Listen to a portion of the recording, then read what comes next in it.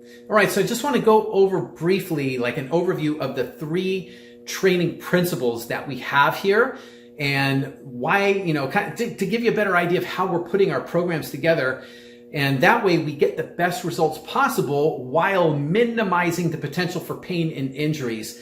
The more now it seems like the more advanced we get with technology, we have gyms that are lined up with better fitness equipment. We have sports performance programs and coaches out there. We have all the latest tools and technology to get people stronger and faster and in better shape. But yet the population of people with pain and injuries is on the rise. We've got everybody dealing with shoulder problems, back problems, knee problems, sprained ankles and hamstrings and all kinds of things, tendonitis, bursitis, arthritis, you name it.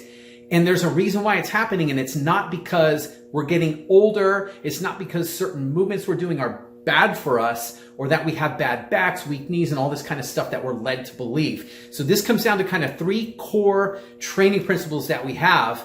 And this is what most of these programs and trainers and coaches out there are completely missing, people working out in gyms. So our number 1 value here, our core value with our training, is that movement is the foundation for fitness and performance. And what that means is that, everybody is stacking fitness, building muscle, losing fat, right? Performing at a higher level. They're putting fitness and performance on top of a poor foundation of movement. What that means is that if we don't move well, or if we don't move properly, and we try to add weights on top of that, or we try to increase performance and we're pushing ourselves harder and longer, and we're doing speed and agility drills and all these other things designed to improve our fitness and performance, this is the main thing that will break our bodies down over time. And this is where pain and injuries really happen.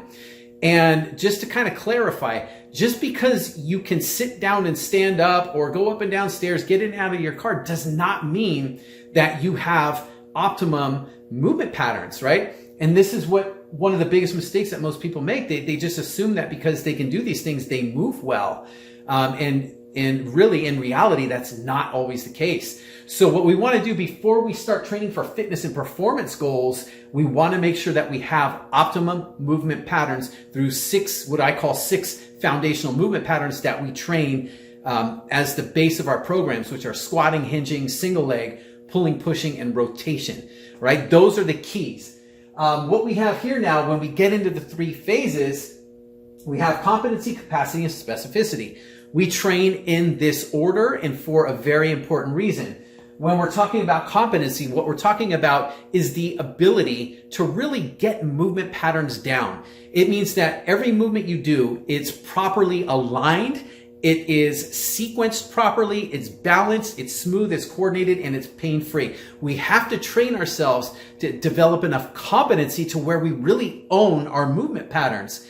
Because if we don't do that, and then we start putting heavier weights on, or we start using kettlebells and doing, core training and all this, endurance type stuff, the more we do that and we don't have healthy movement patterns, again, we create stress and wear and tear on the joints, tendons, ligaments, and muscles. And that is a recipe for pain and injury. It's not a question of if or a matter of if, but when. It will happen, and it does.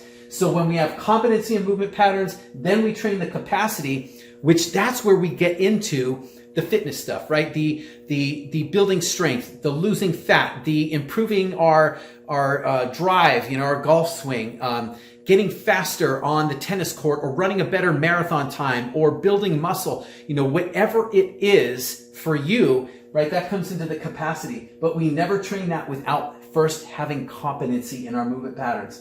Once we have those 2, then we get into what we call specificity.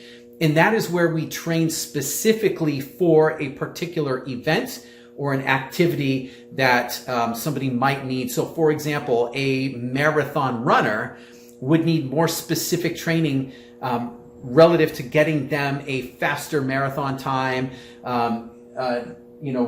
as they get closer to the event, right? We're not doing that year round, but that's where the specificity phase comes in. But again, a lot of times, there's coaches and people that go so wrong because they're trying to get specific training for speed and agility or training for strength when they don't even have a good competency, a good foundation of movement, and they don't have a decent fitness capacity to support training for a specific type of event or activity. So that's kind of the overview of what we're doing here and why we're doing it. And this is kind of the core philosophy behind how we can help to minimize, and in a lot of cases, pain and injuries. In a lot of cases, we reduce them or eliminate them altogether. So that's just kind of the overview. So I hope that that kind of makes sense, and that gives you a little bit more clarity and understanding of what we're doing and why we want to do it that way.